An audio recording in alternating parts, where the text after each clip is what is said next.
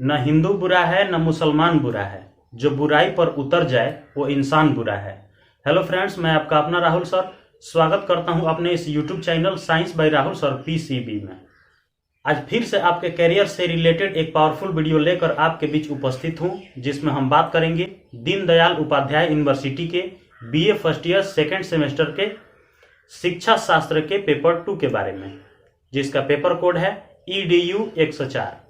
तो आज हम एक एक करके शिक्षा शास्त्र के पेपर 2 का जो भी ऑब्जेक्टिव क्वेश्चन है, जो परीक्षा से रिलेटेड है, उसको हम एक एक करके उत्तर के साथ समझने का प्रयास करेंगे। तो जिन भाई बंधुओं का कोर्स कोड EDU 104 है, तो उनके लिए ये वीडियो बहुत ही महत्वपूर्ण होने वाला है, क्योंकि हम इस वीडियो में चर्चा करेंगे BA first year second semester के शिक्षा शास्त्र के पेपर 2 के ऑब्जेक्टिव क्वेश्चंस के बारे में, जो आपके परीक्षा के दृष्टि से बहुत ही महत्वपूर्ण है।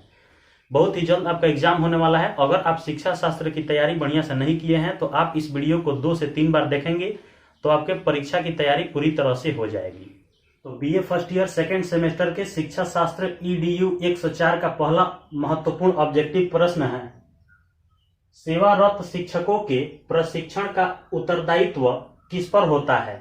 तो आपका आंसर हो जाएगा उच्च शिक्षा आयोग पर।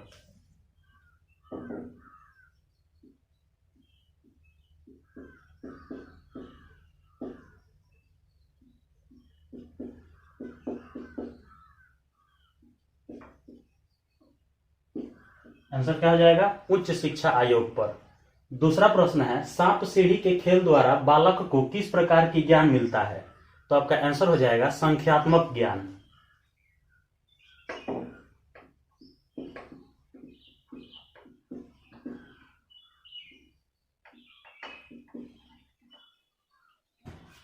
सांप सीढ़ी से किस प्रकार का ज्ञान मिलता है? संख्यात्मक ज्ञान। तीसरा प्रश्न है, प्रयोग के आधार पर सहायक सामग्री को किसमें बांटा गया है? तो आपका आंसर हो जाएगा हार्डवेयर और सॉफ्टवेयर में।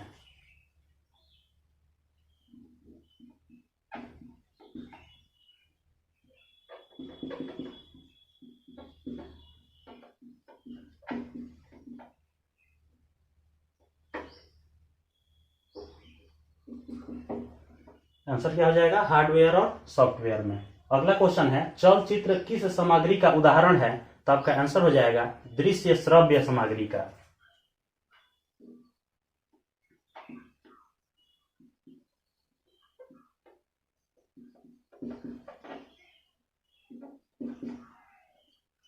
दृश्य श्रव्य सामग्री माने देखने और सुनने दोनों का। अगला क्वेश्चन है 5 नंबर, रेडियो और ग्रामोफोन किस प्रकार के सामग्री हैं? तो आपका आंसर हो जाएगा श्रव्य सामग्री।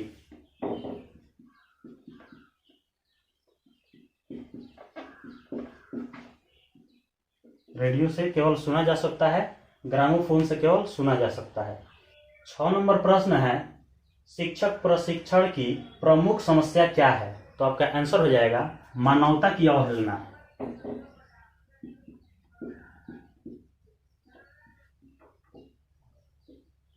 आंसर क्या हो जाएगा? मानवता की अवहेलना। अगला क्वेश्चन है 7 नंबर, प्राथमिक स्तर पर परीक्षा प्रणाली की क्या समस्याएं हैं? तो आपका आंसर हो जाएगा रटने पर बल देना।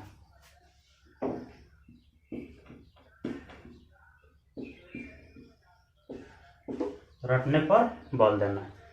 8वां प्रश्न है, प्राथमिक शिक्षा में शैक्षिक अवसरों की समानता पर किसके द्वारा बल दिया गया? तो आपका आंसर हो जाएगा कोठारी आयोग द्वारा।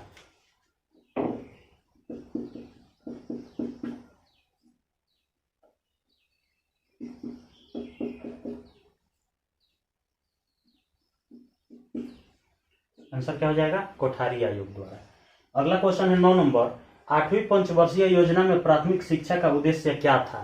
तो आपका आंसर हो जाएगा शारीरिक, सामाजिक और मानसिक रूप का विकास करना।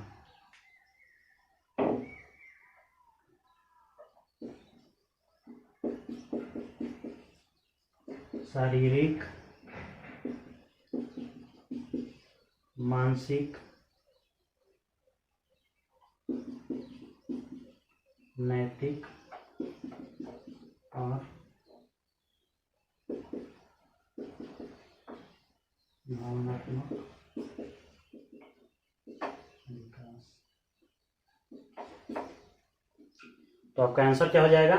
शारीरिक, मानसिक, नैतिक और भावनात्मक रूप से विकास करना 8वीं पंचवर्षीय योजना में प्राथमिक शिक्षा का उद्देश्य था। अगला क्वेश्चन है 10 नंबर। ब्लैक बोर्ड योजना कब प्रारंभ की गई थी? 1987 से 1988 में।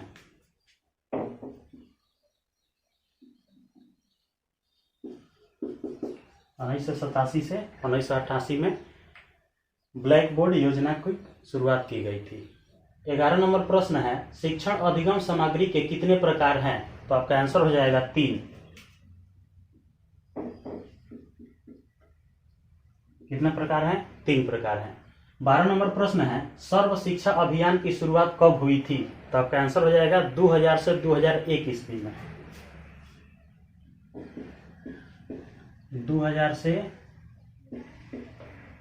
2001 ईस्वी में। अगला क्वेश्चन है 13 नंबर।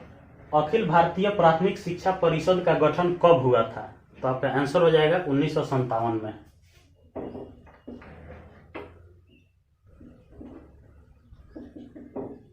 आंसर क्या हो जाएगा? 1957 में। 14 नंबर प्रश्न है, शिक्षा का प्रमुख लक्ष्य क्या है? शिक्षा तक सार्वजनिक पहुंच।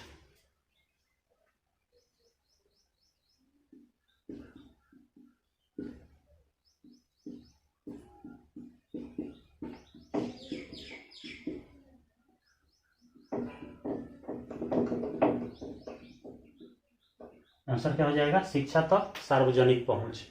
15 नंबर प्रश्न है, शिक्षा के लक्ष्यों तक पहुंचने के प्रमुख कारण क्या हैं?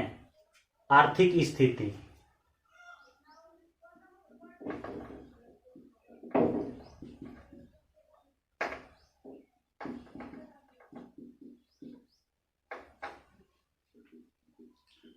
अगला क्वेश्चन है 16 नंबर। शैक्षिक समानता का पर्याय क्या है? तो आपका आंसर हो जाएगा शिक्षा में समानता।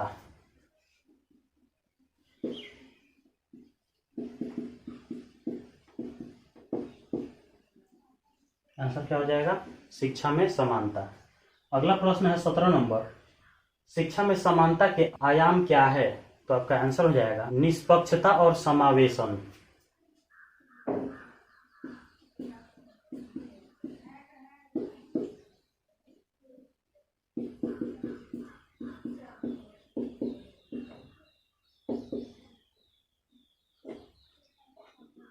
आंसर क्या हो जाएगा? निष्पक्षता और समावेशन। अगला प्रश्न है 18 नंबर। शैक्षिक इक्विटी का क्या उद्देश्य है? स्वस्थ जीवन शैली प्राप्त करना।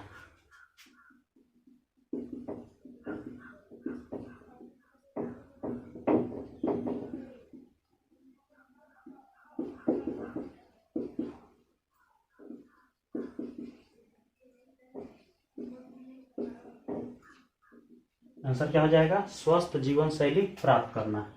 19 नंबर प्रश्न है, भारतीय संविधान की 8वीं अनुसूची में कुल कितने भाषाएं हैं? तो आपका आंसर हो जाएगा 22।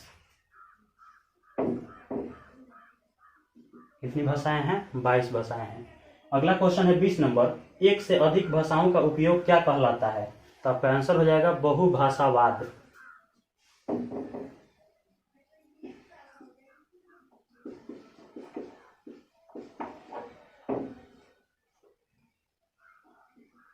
आंसर क्या हो जाएगा? बहुभाषावाद। 21 नंबर प्रश्न है, बहुभाषावाद के प्रमुख स्रोत क्या हैं? तो आपका आंसर हो जाएगा तकनीकी।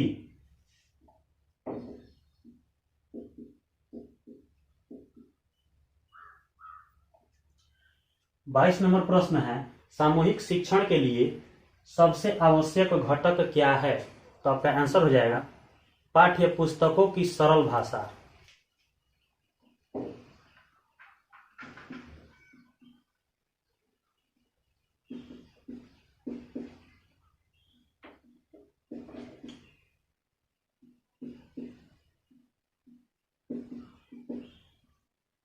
आंसर क्या हो जाएगा? पाठ्य पुस्तकों की सरल भाषा। 23 नंबर प्रश्न है, बालक सबसे पहले अपने भावों की अभिव्यक्ति कहाँ करता है? तो आपका आंसर हो जाएगा परिवार में।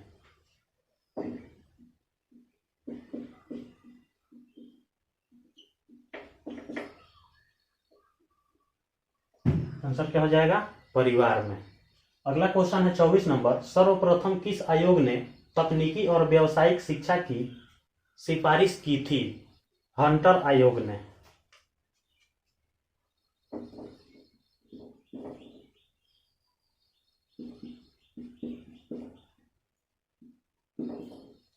आंसर क्या हो जाएगा? हंटर आयोग। अगला क्वेश्चन है 25 नंबर। 1952 में आयोग ने किस प्रकार की शिक्षा पर अपना सुझाव दिया? तकनीकी और व्यावसायिक शिक्षा पर।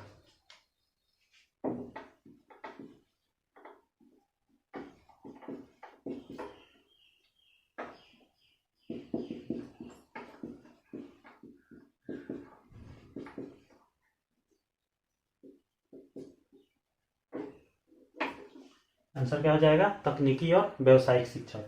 अगला क्वेश्चन है 26 नंबर। एनएसक्यूएफ के क्षेत्र में आने वाली समस्या क्या है? आपका आंसर हो जाएगा क्षेत्रवादिता और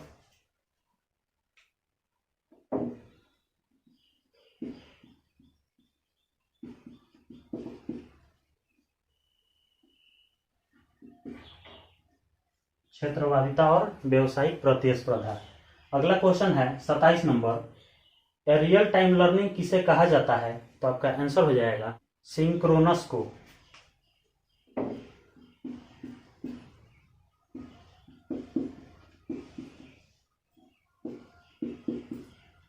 सिंक्रोनस को क्या कहा जाता है? The real time learning. अगला क्वेश्चन है 28 नंबर। आंसिक्रोनस का एक उदाहरण बताएं। तो आपका आंसर हो जाएगा वेब आधारित शिक्षा।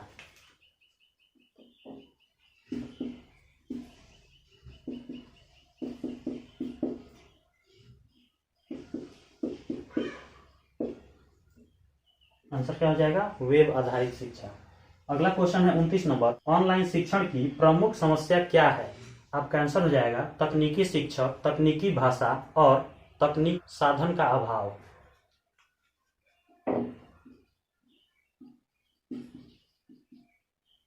तकनीकी शिक्षक, भाषा और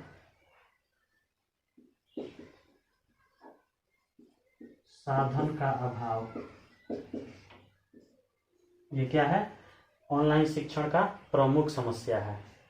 अगला क्वेश्चन है 30 नंबर। उच्च शिक्षा के क्षेत्र में अपना सुझाव किसने दिया था? राधाकृष्णन आयोग ने।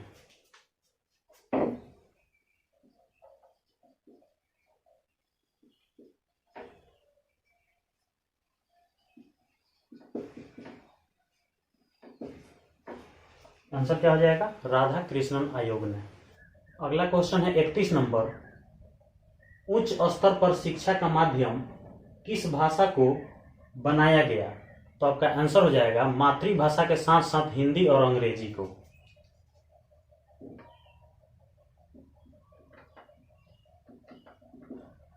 मातृभाषा प्लस हिंदी प्लस अंग्रेजी। मातृभाषा के साथ साथ हिंदी और अंग्रेजी को भी बनाया गया। अगला क्वेश्चन है 32 नंबर। बालक में स्मरण व कल्पना शक्ति की कमी किस भाषा से आती है? तो आपका आंसर हो जाएगा अंग्रेजी भाषा से।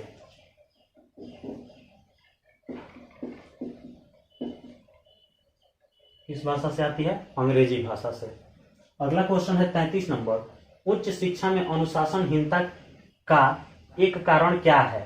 तो आपका आंसर हो जाएगा सरकारी संपत्ति को नुकसान पहुंचाना।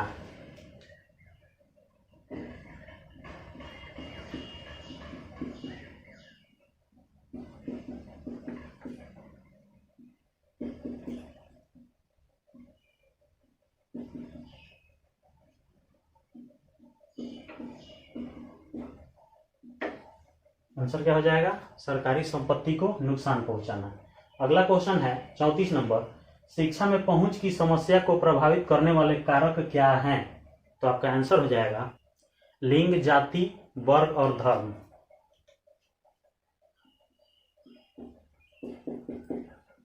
लिंग, जाति, वर्ग और धर्म। ये चारों कारक क्या हैं?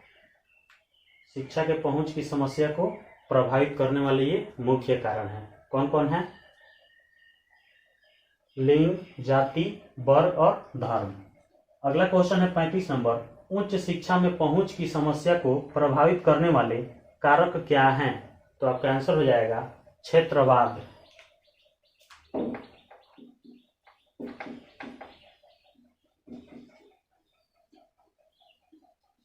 आंसर क्या हो जाएगा? क्षेत्रवाद। अगला क्वेश्चन है 36 नंबर, परीक्षा के माध्यम से क्या प्राप्त होता है? तो आपका आंसर होगा सीखने की प्रक्रिया कहां तक सफल हुई है।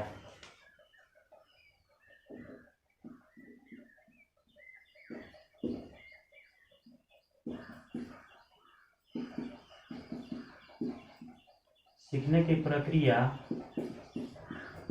कहां तक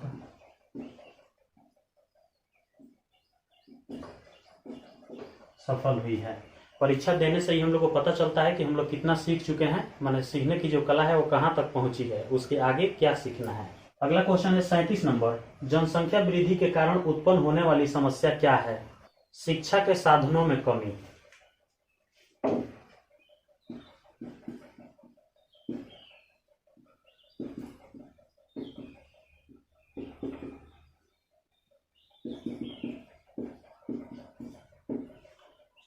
जनसंख्या बढ़ेगा तो क्या होगा? शिक्षा के साधनों में कमी आएगी। अगला क्वेश्चन है 38 नंबर, प्रतिस्पर्धा की प्रमुख समस्या क्या है? तो आपका आंसर हो जाएगा ज्ञान और संसाधन की कमी।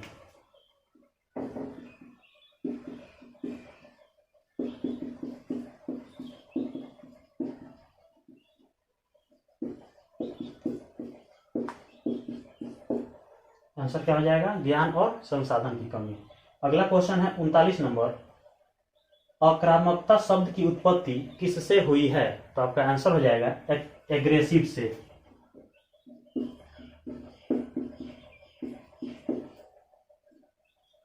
एग्रेसिव शब्द से किसकी उत्पत्ति हुई है? आक्रामकता की। अगला क्वेश्चन है 40 नंबर, एग्रेसिव शब्द का संबंध किस भाषा से है? तो आपका आंसर हो जाएगा लैटिन भाषा से।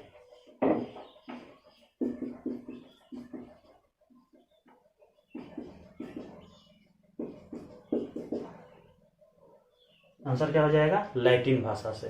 अगला क्वेश्चन है 41 नंबर, आक्रामक शब्द क्या दर्शाता है? तो आपका आंसर हो जाएगा किसी वस्तु को बलपूर्वक प्राप्त करना।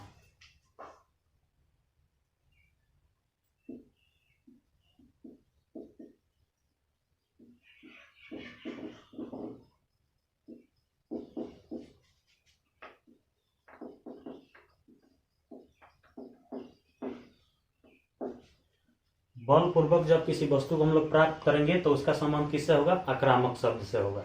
अगला क्वेश्चन है 42 नंबर, भावनात्मक आक्रामकता किससे उत्पन्न होती है? तो आपका आंसर हो जाएगा शारीरिक और मनोवैज्ञानिक कारणों से।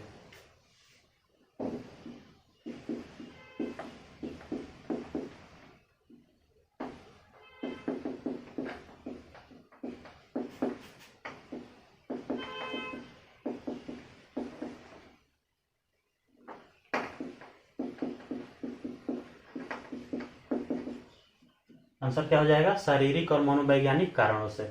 अगला क्वेश्चन है, निजीकरण शब्द का प्रयोग सर्वप्रथम कब हुआ? तो आपका आंसर हो जाएगा 1960 में।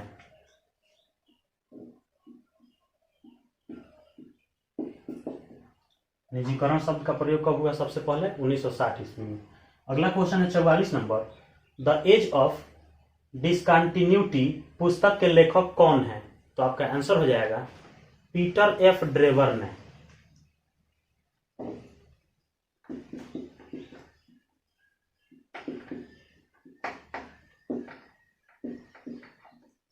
आंसर क्या हो जाएगा? Peter F Drever. अगला क्वेश्चन है, प्राचीन काल में भारत में निजीकरण के उदाहरण क्या हैं? तो आपका आंसर हो जाएगा गुरुकुल और आचरण की शिक्षा।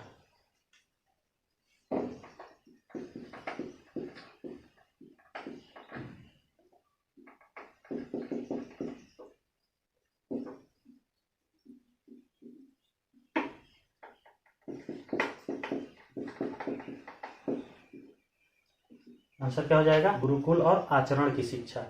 अगला क्वेश्चन है 46 नंबर, राष्ट्रीय जनसंख्या नीति की घोषणा कब हुई? तो आपका आंसर हो जाएगा 1 अप्रैल 1976 को।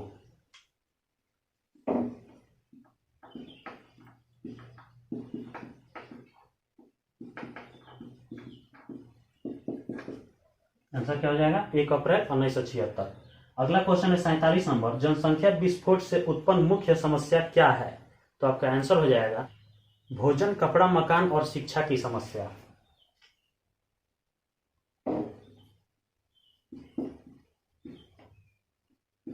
भोजन, कपड़ा, मकान और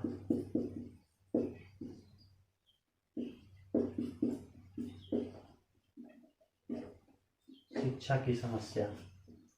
अगला क्वेश्चन है 48 नंबर, जनसंख्या विस्फोट का मुख्य प्रभाव क्या है? तो आपका आंसर हो जाएगा मानसिक रोग।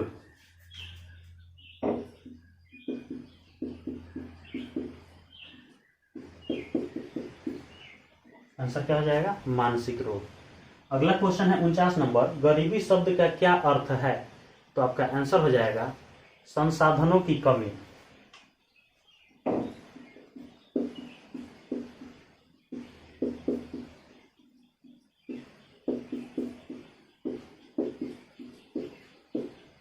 आंसर क्या हो जाएगा? संसाधनों की कमी।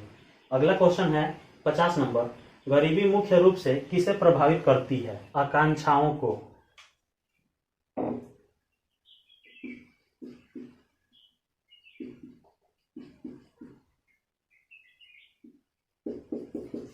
गरीबी किसको प्रभावित करेगा? आकांक्षाओं को। अगला क्वेश्चन है 51 नंबर, भारत में प्रतिभा पलायन रोकने का क्या प्रयास है? तो आपका आंसर हो जाएगा स्टार्टअप प्रोग्राम।